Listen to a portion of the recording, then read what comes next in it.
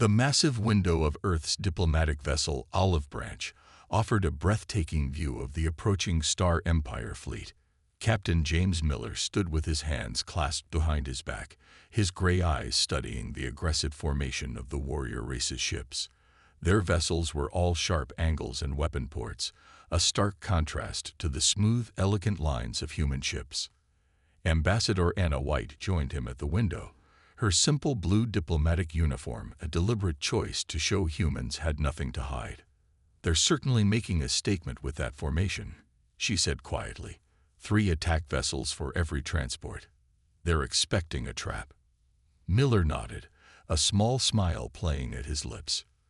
12 peaceful first contacts with alien species, and they think it's all a trick. Their spies must be driving themselves crazy trying to find our hidden war fleet. The truth was both simpler and more complex than the Empire could imagine.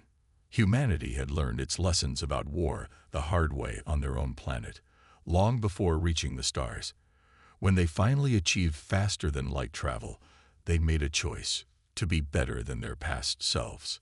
The ship's AI announced the arrival of the Empire's delegation. Miller and White made their way to the meeting room, its walls decorated with art from Earth and their alien allies. Each piece told a story of cooperation, of bridges built between different species.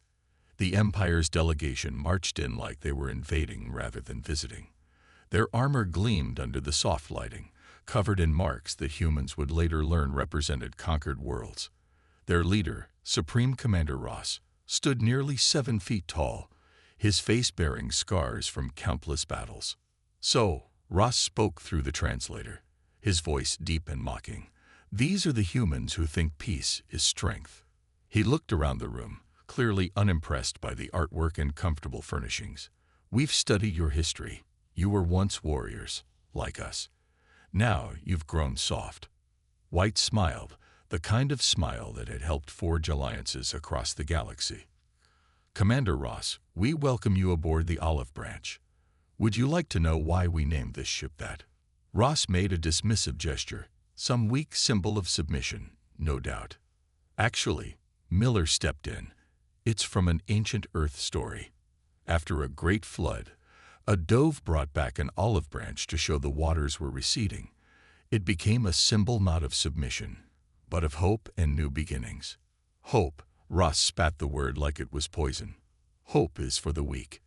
The strong take what they want." He pulled up a holographic display showing the Empire's fleet movements. "We've conquered 37 worlds in the last cycle alone. Yet you humans spread through the galaxy making friends." He said the last word with obvious disgust. White nodded calmly. "Yes, we have.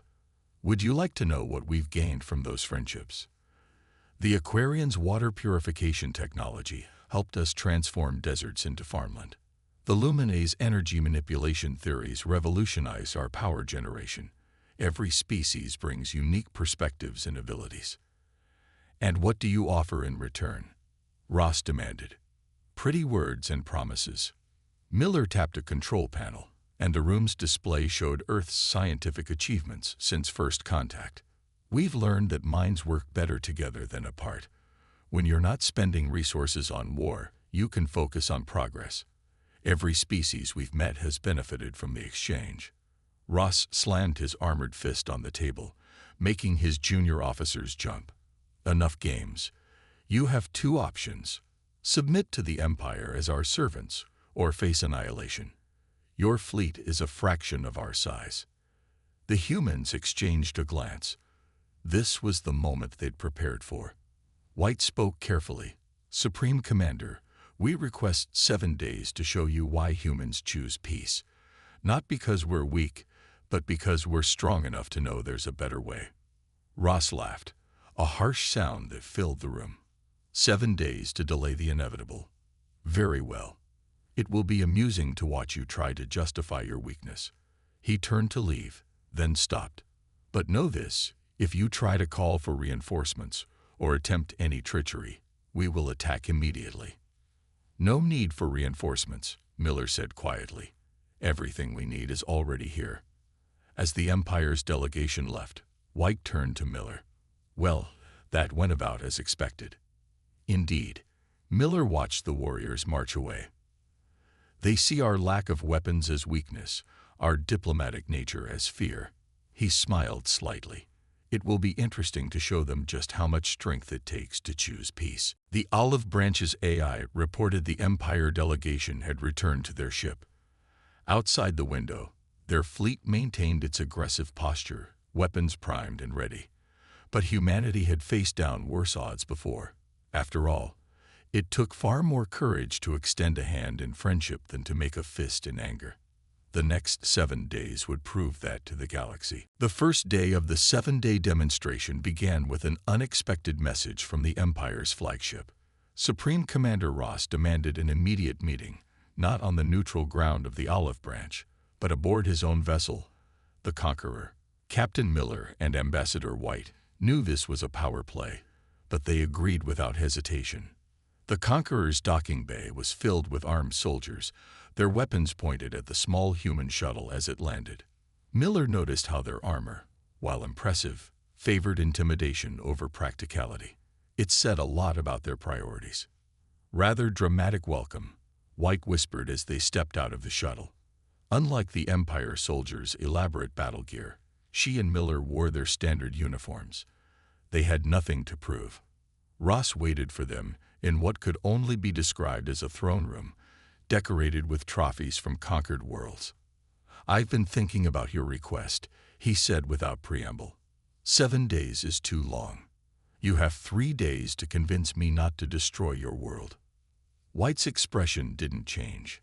"The terms were already set, Commander. Are you saying the Empire's word means so little?" The barb struck home. Ross's face darkened with anger, but he couldn't deny her point without losing face in front of his officers. "Very well. 7 days. But first, you will answer my questions."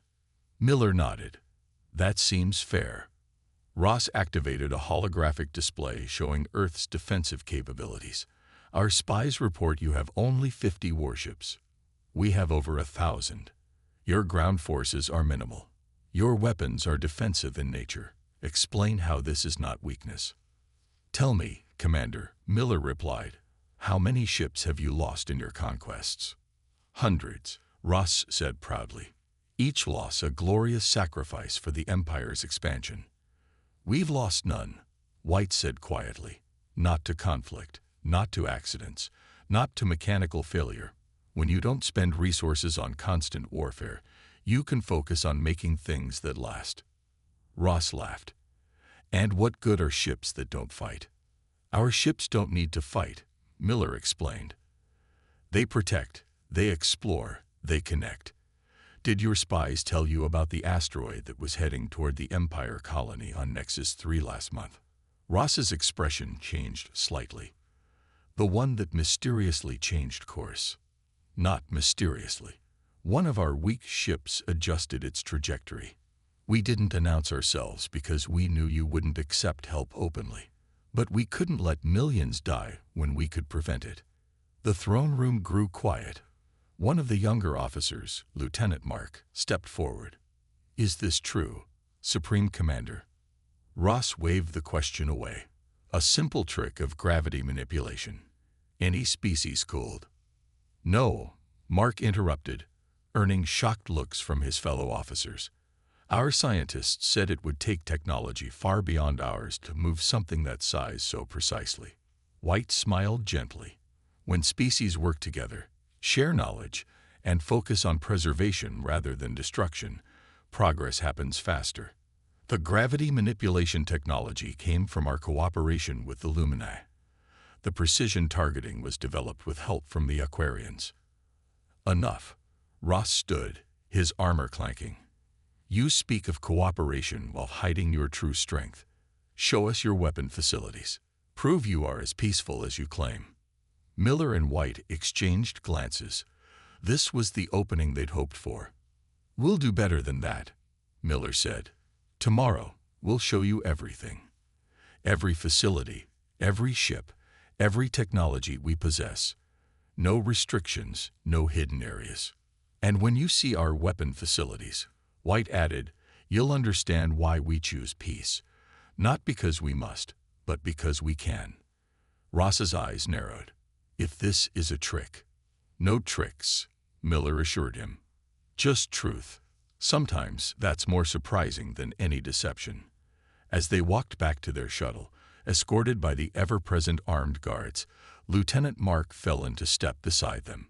The asteroid deflection, he said quietly. Did it really save millions? White nodded. Every life matters, Lieutenant, regardless of which flag they serve under. Mark fell back into formation, but his expression was thoughtful. Behind them, they could hear him quietly asking his fellow officers if they'd heard about the asteroid incident. Back on the olive branch, Miller turned to White. They're scared. Yes, she agreed. They've built their entire society on the idea that strength only comes through conquest. Tomorrow, we'll show them why that's not true. The Empire's fleet still surrounded them, weapons ready.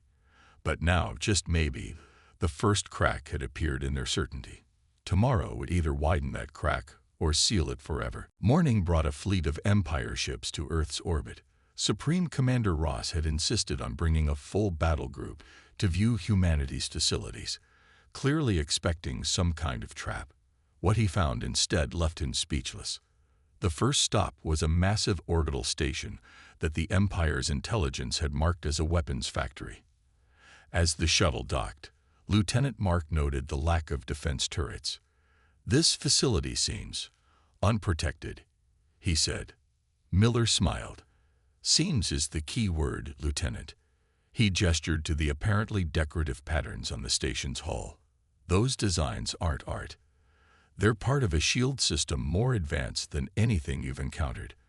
But we didn't develop it for war. Inside, instead of weapon assembly lines, they found vast gardens growing food in zero gravity.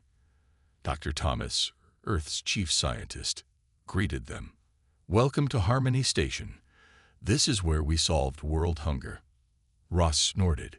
You brought us to a farm. We brought you to a revolution, Dr. Thomas corrected. Those shield patterns you saw, they were designed to protect these plants from radiation. Now we use them to protect our cities, not from enemies, but from natural disasters. They moved through the facility, past sections where scientists from different alien species worked together. Lieutenant Mark stopped at a window, watching an Aquarian scientist teaching human children about water molecule manipulation. You let aliens near your young? Ross asked, disgusted. We let knowledge near our young, White replied. Every species has something to teach. Look there. She pointed to a screen showing Earth's desert regions, now green with life. Aquarian water technology, combined with Lumini energy manipulation. What you call weakness, we call progress. The next stop was even more surprising. A massive shipyard, but not for warships. This is where we build our exploration vessels, Miller explained. Notice anything unusual about the construction? Ross studied the ships being assembled. His eyes widened. These materials, some of them aren't from Earth. Correct, Dr. Thomas said.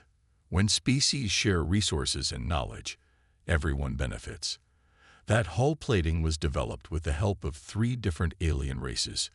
It's 10 times stronger than our old military-grade armor, but we use it to protect explorers, not warriors. Lieutenant Mark touched one of the hull plates. This could withstand our strongest weapons. It could, Miller agreed. But that's not why we made it. We made it to protect our people as they push the boundaries of known space, seeking new friends rather than new conquests. The final stop was what the Empire had assumed was a hidden military command center. Instead, they found the Global Innovation Hub. Hundreds of screens showed ongoing projects, medical breakthroughs, environmental restoration, space exploration missions. This is our real strength, White explained. Every problem solved, every advancement made, is shared with all our allies. When you spend your resources on helping rather than hurting, amazing things happen. Ross had been quiet for a while, his expression unreadable. Finally, he spoke. You could have made weapons with all this technology. Why didn't you? Dr. Thomas walked to a large window overlooking Earth. Because we remembered our history. We once fought like you. That strength meant having the biggest weapons, the strongest armies. We nearly destroyed ourselves. When we reached the stars, we had a choice. Repeat our mistakes on a galactic scale, or learn from them. And look what that choice brought us, Miller added. In the time your empire conquered 37 worlds, we made friends with 12 species. You gained territory. We gained knowledge that helped us transform dead worlds into gardens, cure diseases, and push the boundaries of what's possible. Lieutenant Mark stepped forward. Supreme Commander, these advances, they're beyond anything our scientists thought possible. Ross turned to White. You show us all this on the first day. Why? Because, she replied, we want you to understand that choosing peace isn't about being weak. It's about being strong enough to know there's a better way. Everything we've shown you today came from cooperation, not conquest. As they returned to their ships, Ross remained silent, but his posture had changed. The arrogance was less visible, replaced by something that looked almost like uncertainty. Several of his officers, led by Lieutenant Mark, were quietly discussing what they'd seen, their voices excited rather than hostile. Back on the olive branch, Miller watched the Empire ships pull away. Think they understood the message? White nodded. Some did. Tomorrow, we show them something even more powerful than technology. What's that? How peace actually works, she said, smiling. And why it's worth choosing. The fourth day brought a different kind of demonstration. Instead of taking the Empire delegation to space stations or research facilities, Ambassador White invited them to Earth's surface. Their first stop was a busy street in what was once called New York. Supreme Commander Ross watched with barely hidden confusion as humans and aliens walked side by side. A group of children, human, Aquarian, and Lumini, played together in a park. Street vendors sold food from a dozen different worlds. This is allowed? Lieutenant Mark asked, watching an elderly human teaching the young Lumini how to play an ancient game called chess. More than allowed, White replied. It's encouraged. Each species brings their own stories, their own ways of seeing the universe. Together, we create something greater than we could alone. They visited what Ross's intelligence had marked as a military training facility. Instead, they found a cultural center where different species taught each other their arts, music, and traditions. A human dance troupe performed alongside Aquarian water sculptors, creating a show that left even the hardened Empire officers speechless. But what about security? Ross demanded. How do you prevent conflict between species? Miller led them to a wall covered in historical images. By remembering our past. Look here. He pointed to old photographs of Earth's wars. We nearly destroyed ourselves many times. These images remind us why we chose a different path. Lieutenant Mark studied a photograph of a devastated city. This was done by humans to humans. Yes, Miller said quietly. We learned the hard way that war only brings more war. But look at the next images. The photos showed the same city rebuilt, but not just by humans. Different species working together, turning ruins into something new and beautiful. The Empire officers moved down the wall, watching humanity's journey from war to peace played out in pictures. Their next stop was a school. Ross stiffened when he saw alien teachers working with human students. You trust your children's education to outsiders. We trust knowledge, White corrected. Every species has something to teach. Watch. In one classroom, an Aquarian teacher showed students how their water-shaping technology had evolved from simple survival tools to art. In another, a human teacher explained Earth's history of warfare and how it led to their current peace. Amazing, Lieutenant Mark whispered, watching a mixed group of students solving complex problems together. They don't see each other as different species. That's the point, Miller said. They see each other as people. Different, yes, but that's what makes it work. The day's final stop was a peace memorial. As they walked through the quiet halls, Ross read the stories of how different species had solved their conflicts without violence. His face showed a mix of emotions he was clearly trying to hide. "Here's something you might find interesting," White said, leading them to a special display. It showed the first contact between humans and the Aquarians, which could have ended in war. "There was a misunderstanding," Miller explained. "Their water-shaping technology looked like a weapon to us. We could have attacked. Instead, we chose to talk. That choice led to our greatest allies and friends." Lieutenant Mark stepped closer to the display. "You had weapons ready." "Of course," Miller replied. "Being peaceful doesn't mean being helpless. It means being strong enough to wait, to listen, to understand." Ross had been unusually quiet. Finally, he spoke. "Your people fought wars, conquered territories, built weapons that could destroy worlds. How did you change so completely?" White smiled. "We didn't change completely. We're still the same species that did all those things. We just learned to use those same strengths. Our determination, our creativity, our drive to explore and expand, for something better than war." As they prepared to return to their ships, they passed the children's park again. The chess game had ended, and now the elderly human was teaching both human and alien children the rules. "Tomorrow," Ross said suddenly, "show us your defenses, real ones. If you truly choose peace, you must have ways to protect it." "We do," Miller replied, "but probably not in the way you expect." Back on the olive branch, White watched the Empire ships return to their holding pattern.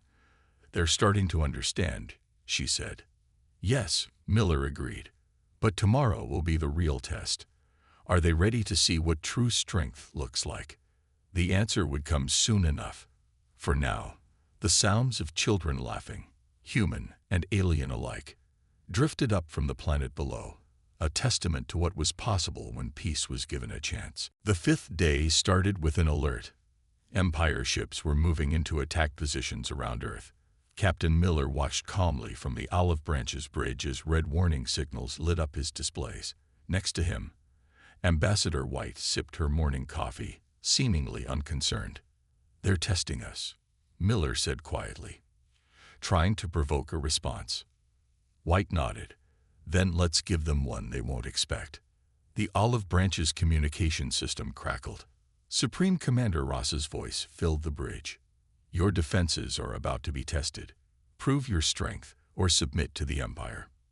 Miller pressed the reply button. "Commander Ross, we see your ships. Would you like to join us for breakfast? Our chef makes excellent pancakes." There was a long pause. In the background, they could hear Lieutenant Mark trying not to laugh. "You mock us?" Ross demanded. "We have 1,000 weapons pointed at your world." "No mockery intended," White replied. "We simply believe breakfast is a better way to start the day than warfare. But if you insist on this test, we won't stop you." The Empire ships launched what looked like a full assault. Missiles and energy weapons streaked toward Earth. On the surface, people continued their daily routines, trusting in their defenses. "Aren't you going to fire back?" Ross's voice was heavy with frustration. "No need," Miller replied. "Watch." The first wave of weapons hit Earth's shield system. The same technology they used to protect their farms in space expanded to cover an entire planet. The missiles didn't explode. The energy weapons didn't dissipate. Instead, everything simply stopped, hanging motionless in space. "Interesting design choice," White commented, still sipping her coffee. "Those missiles look like they're from your older stockpiles. I assume you didn't want to waste your best weapons on a test." Lieutenant Mark's voice came through clearly this time. "Supreme Commander, our weapons, they're being held in some kind of stasis field." "More than that," Miller added. "Take a closer look at your energy readings." The Empire ship's sensors showed something impossible. Their weapons weren't just stopped. They were being taken apart, studied, and their energy recycled into Earth's shield system. You're using our own attack to power your defenses." Ross sounded like he couldn't decide whether to be angry or impressed. Waste not, want not, White replied cheerfully. Would you like those missiles back? We can return them. Though we've taken the liberty of removing the explosive components, they'd make excellent construction materials. Ross's next words were quiet, almost thoughtful. You knew this was a test, and you let us fire anyway. Of course, Miller said. Sometimes the best way to prove peace isn't weakness, is to let others see why we don't need to fight. The stasis field released the captured weapons, but instead of falling to Earth or returning to the Empire ships, they formed a strange pattern in space. It took the Empire officers a moment to realize what they were seeing. Their own weapons, rearranged to spell out peace in giant letters against the backdrop of space. Show-offs, Ross muttered, but there was a hint of amusement in his voice. Lieutenant Mark couldn't contain himself any longer. Supreme Commander, this technology. It's beyond anything we've seen. They could have used it offensively. They could have turned our own weapons against us. Instead, White finished for him. We use it to protect, to learn, and occasionally to make a point. Now, about those pancakes. The Empire ships withdrew to their previous positions. This time, their weapons weren't aimed at Earth. On the Olive Branches Bridge, Miller turned to White. Think they got the message? Some of them did, she replied. Did you see how many of their weapon systems went offline after our demonstration? The younger officers are starting to question things. Miller nodded. Ross is thinking hard too. He's realizing that true power isn't about how many worlds you can conquer, but how many you don't need to. White finished. Tomorrow, we show them something even more important. What's that? How to change without losing face. After all, that's the hardest battle any warrior has to fight. Above them, the weapons-turned letters continued to shine, a reminder that sometimes the strongest message comes not from what you do, but what you choose not to do. The sixth day brought chaos to the Empire fleet. Captain Miller and Ambassador White watched from the olive branch as emergency signals flashed between Empire ships. Something was happening. Something they hadn't planned, but had hoped for. Captain, the ship's AI announced, we're receiving a transmission from Lieutenant Mark. He's requesting immediate asylum. 15 Empire ships are with him. Before Miller could respond, Supreme Commander Ross's voice boomed through the communication system. Traitors. They dare turn against the Empire. The remaining Empire ships turned their weapons toward their own kind. White stepped forward. Commander Ross, firing on your own people will only prove their right to seek change. They're weak. Like you. Ross shouted, but his voice held more confusion than anger now. Miller opened a channel to all ships. Lieutenant Mark, your request for asylum is granted. All Empire ships seeking peaceful dialogue are welcome to enter Earth's shield perimeter. The 15 ships moved quickly, their crews having already made their choice. The shield system that had stopped weapons the day before now opened smooth paths for the defecting ships, closing protectively behind them. You see, Mark's voice was clear and steady. This is what real strength looks like. Protection, not destruction. Commander Ross, we're not betraying the Empire. We're trying to save it. Ross's flagship hung in space, weapons powered but not firing. Around him, more ships began breaking formation. Not all moved toward Earth. Some simply stood down, waiting to see what would happen next. Supreme Commander, a young officer's voice came through. The humans could have destroyed us yesterday. Instead, they offered breakfast. Maybe we should listen. Inside the shield perimeter, Lieutenant Mark's ship docked with the olive branch. He entered the bridge looking both nervous and determined. My whole life, I was taught that strength meant making others fear you. In 5 days, you proved that everything I knew was wrong. White smiled. Not wrong, Lieutenant, just incomplete. The Empire's strength, discipline, and determination are admirable qualities. They're just being used the wrong way. More emergency signals flashed across space. Ross's voice returned, quieter now. Half my fleet stands down or sides with you. Generations of tradition, broken in less than a week. How? Not broken, Miller corrected. Evolved. Commander Ross, you've seen what cooperation has given us. Technology beyond what conflict could achieve. Security without constant war. Progress without victims. And now, White added, you have a choice. Not between strength and weakness, but between being feared and being respected. Between having subjects and having allies. Lieutenant Mark stepped forward. Supreme Commander, remember the asteroid we thought they deflected? I checked our records. It would have destroyed 3 colony worlds, including my family's home. They saved millions of our people and never asked for credit or payment. The bridge fell silent as Ross's flagship slowly moved forward, not in an attack position, but in what looked almost like uncertainty. My officers, Ross said finally, they speak of change, of learning from Earth's example.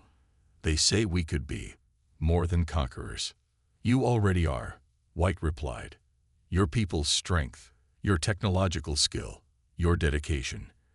Imagine those qualities turned toward exploration and discovery. The Empire could help build worlds instead of conquering them. More ships moved to join the peaceful faction. Not all. Some remained firmly with Ross, weapons ready, but they were now a minority. And if we choose peace, Ross asked, his voice heavy with the weight of generations of warrior tradition, what then? Our enemies would strike us down. Miller smiled.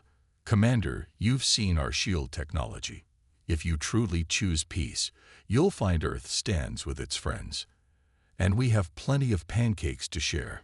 A laugh rippled through the communication channels. Nervous at first, then genuine. Even Ross made a sound that might have been a chuckle. Tomorrow, he said finally, we will discuss terms, not of surrender, but of cooperation. My officers have much to learn about this new kind of strength you've shown us. As the tension in space eased, White turned to Miller. Interesting way to start a revolution. Best kind of revolution, he replied. One where both sides win. Above Earth, Empire ships that had arrived as potential conquerors now floated peacefully beside their former targets. It wasn't a complete victory. Some ships remained hostile, some officers unconvinced. But it was a start. And sometimes, that's all peace needs, a chance to prove itself stronger than war. The final day dawned with Earth's orbit more crowded than ever. Ships from all 12 of humanity's allied species had arrived to witness the signing of the Galactic Peace Accord. Among them floated Empire vessels, not as conquerors, but as newcomers to a growing family of peaceful civilizations. In the Olive Branch's main hall, now transformed into a ceremony room, Captain Miller watched Supreme Commander Ross adjust his formal uniform. The warrior had traded his battle armor for diplomatic dress, though he still looked uncomfortable without weapons. Having second thoughts? Miller asked. Ross shook his head. Strange thoughts, perhaps. Yesterday, I ordered my remaining loyal ships to stand down completely. Do you know what they said? What? They said they were proud to serve an empire strong enough to choose peace. Ambassador White entered with Lieutenant Mark, who now wore a new insignia, marking him as the empire's first minister of peaceful relations. Behind them came representatives from Earth's alien allies, each bringing gifts of knowledge and technology to share with the empire. The signing ceremony is ready, White announced. Though I must say, this isn't quite how we plan to spend our 7th day of demonstrations. Sometimes the best plans are the ones that make themselves, Miller replied. The hall filled quickly. Humans stood alongside Aquarians, Lumini, and now Empire citizens. Children from all species had been invited, a reminder of who would inherit the peace they built today. Ross stepped up to the speaking platform, looking out at the gathered crowd. 7 days ago, I came to Earth believing strength meant having the biggest fleet, the most powerful weapons. I was wrong. He gestured to the various species present. These humans, whom we thought weak for choosing peace, showed us something remarkable. Not just advanced technology or powerful defenses, but a better way to be strong. Lieutenant Mark joined him. In less than a week, we saw how cooperation achieves more than conquest, how protecting leads to greater advances than attacking, how being strong enough to choose peace takes more courage than starting a war. The peace accord was displayed on large screens throughout the hall.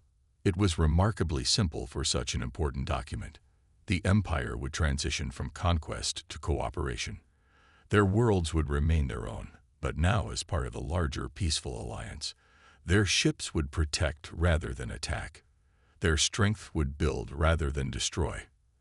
As Ross signed the document, a cheer went up from the gathered crowd. Empire officers hugged their former enemies. Children exchanged toys and stories. Scientists already began sharing ideas. "There's still the matter of the warships," Ross said quietly to Miller. "The ones that refuse to accept this change." "We know," Miller replied. "That's why the accord includes a defense agreement. Earth's shield technology will protect Empire worlds while they transition. Any violence will be met with peaceful but firm containment." White stepped forward with a gift, a small olive branch preserved in clear crystal. "On Earth, this symbolizes peace after troubled times. Consider it your world's first artifact in the Museum of Peaceful Progress." Ross held the crystal carefully. "You know, some of my most dedicated warriors have already requested permission to train as diplomats. They say it seems like a greater challenge than combat." "It is." White smiled. "Making peace is always harder than making war. But the rewards." She gestured to the hall where multiple species mingled freely, sharing food, stories, and dreams of the future. Through the wide windows, Earth shone blue and peaceful below, its shield system now part of a network protecting all allied worlds. "The rewards," Ross finished, "are worth the challenge." Later, on the Olive Branches Bridge, Miller and White watched ships departing for their homeworlds. Each carried new knowledge, new friendships, and new hope for the future. 7 days, Miller mused. From potential war to lasting peace in just 7 days. "Sometimes that's all it takes," White replied. "One chance to show a better way. One moment to prove that the strongest choice isn't always the most obvious one." Above them, Empire ships flew in formation with vessels from other species, their weapons locked away, their sensors now tuned to explore rather than target. They had arrived as conquerors but left as allies, having learned the most powerful lesson of all. True strength isn't about winning wars. It's about being brave enough to choose peace.